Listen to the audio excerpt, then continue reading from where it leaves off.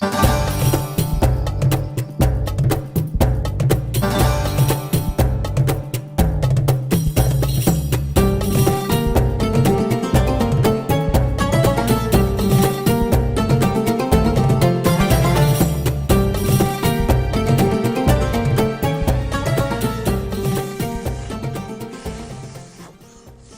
what are you doing? Those aren't Qurans, are they? No. You're not going to burn these books, are you? Well, the thought had crossed my mind. No! Don't burn these books. Books are filled with valuable information. Here, let me randomly pick one and open to a random page.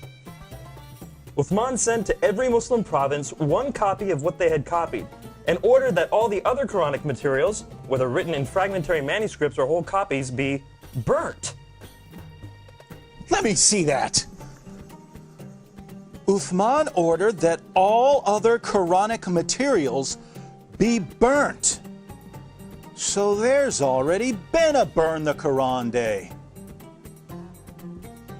But why, Nabil? I don't know, David. Perhaps one of these other books that are filled with valuable information can help. It's a good thing you didn't burn them. Let's take a look at one at random. Oh, here's one. Sahih Muslim.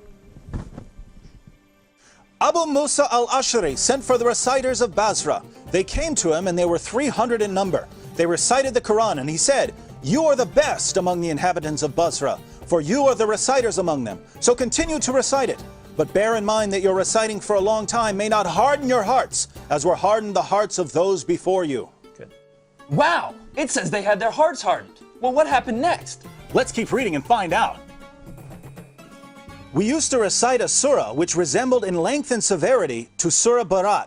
I have, however, forgotten it, with the exception of this, which I remember out of it.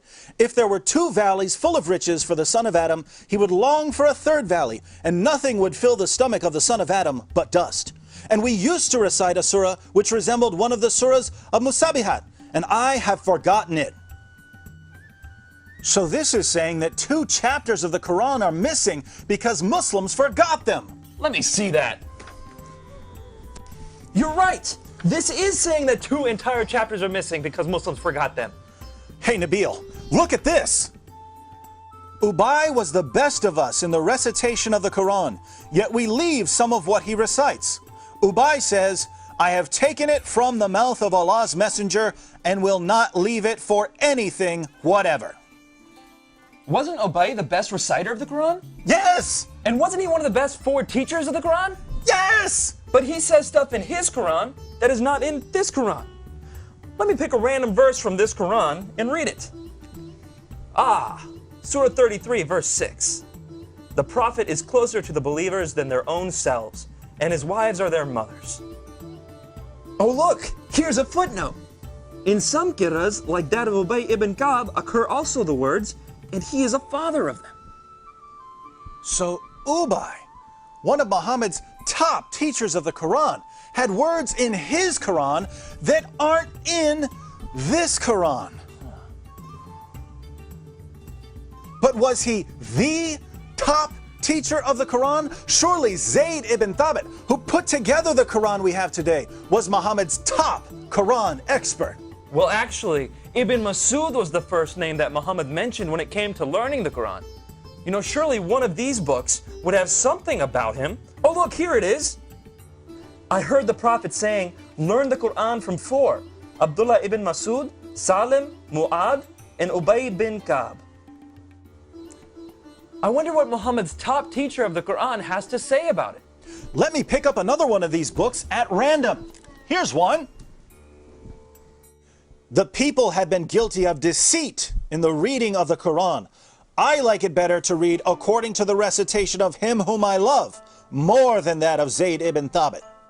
Wow, according to that book you're holding, Muhammad's top teacher of the Quran is saying reading today's Quran is like being guilty of deceit. I wonder if any of these other books have something to say about it. Here, let me look at this one. Oh, there it is. O you Muslim people, avoid copying the Mus'haf and recitation of Zayd bin Thabit. By Allah, when I accepted Islam, he was but in the loins of a disbelieving man. And it was regarding this that Abdullah bin Masud said, O people of Al-Iraq, keep the masahif that are with you and conceal them. So Muhammad's top teacher of the Quran says that today's version is deceptive and that we should avoid copying and reading it. But now I'm confused, Nabil. Muslims have always told me that the Quran has been perfectly preserved right down to the letter and that the evidence proves this. That's what I was always taught. I'm sure one of these books will tell us that the Quran was perfectly preserved. How about that one? Let's see. It was narrated that Aisha said, "The verse of stoning and of breastfeeding an adult 10 times was revealed, and the paper was with me under my pillow. When the messenger of Allah died, we were preoccupied with his death, and a tame sheep came in and ate it?" The verse of stoning and the verse of breastfeeding? David, are these verses in the Quran? No! Then why not? Because Aisha's sheep ate them!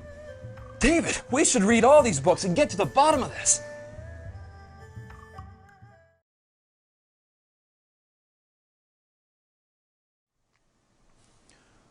So let me see if I've got this right. Muhammad died, and no one had compiled the Quran. The people who had memorized large sections of the Quran were sent into battle by Abu Bakr, and they were slaughtered. Muslims lost a ton of the Quran that day. Abu Bakr didn't want to lose any more, and so he had Zayd ibn Thabit put together what was left and compiled it into a manuscript. And soon thereafter, people started compiling their own manuscripts, and large disputes began to happen over what should be included in the Quran. Ibn Masud had only 111 chapters in his Quran, while Ubay ibn Ka'b had 116 chapters. And Zayd, who compiled today's Quran, only had 114 chapters. According to Muslim sources, entire chapters of the Quran were lost. Large sections of chapters have been lost. Individual verses have been lost. And in the end, Uthman put together what he could, put out his own official version of the Quran, and burned all of the evidence. Wow. Sure, I'm glad that no one burned this evidence. Nabil, let's agree that we're never going to burn any book, no matter how much we disagree with it. Yes.